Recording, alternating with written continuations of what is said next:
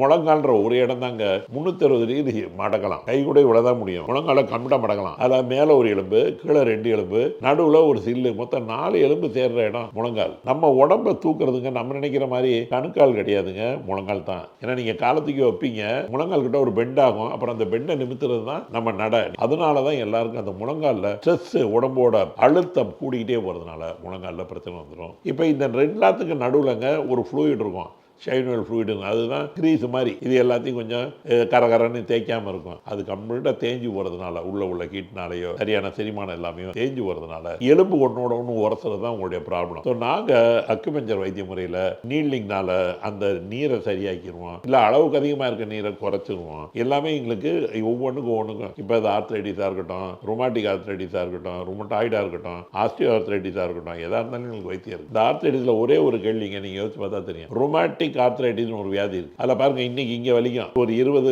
வயசுக்கு மேலே, 8 இருந்து 20 வயசுக்குள்ள உள்ளவங்களுக்கு ஆரம்பிச்சிடும். பெண்களுக்கு இங்கே வலிக்குங்க. மரணம் பார்த்தா இது நல்லா இருக்கும், இங்கே வலிக்கும். மரணம் பார்த்தா இங்கே நல்லா இருக்கும், இங்கே போயிடும். ஃப்ளிட்டிங் அண்ட் ஃப்ளீட்டிங் இன் நேச்சர்னு எங்கள் பாடம். ஒரு சிம்பிள் கேள்வி கேட்குறாங்க, இந்த இடத்துல ஒரு கிருமி இருக்குது, அதில் பாதிப்பு இருக்குன்னா மறுநாள் எப்படி நல்லா போய் அடுத்தது போகும்? உடனே நாளில் சான்ஸே இல்லைங்க. சரி, இங்கே இருக்குது, எப்படி கீழே வருது அப்படின்னா எங்க பாடம்? இதை ஈவில் விண்டுன்னு சொல்றாங்க. அது உங்களுக்கு தெரியும், காற்று எப்பயுமே சுற்றிக்கிட்டு இருக்கும். அந்த இது போகிறதுனால தான் ருமாட்டிக் வியாதி வருது. இங்கே வரும், இங்கே வரும், இங்கே வரும், மாற்றி. அதனால இந்த வைத்திய முறை எல்லாத்தையும் ரொம்ப தெளிவாக சொல்றதுனால எந்த சைடு எஃபெக்ட்ஸ் இல்லாமல் ஈஸியாக வைத்தியம் பண்ணிட்டு போங்க.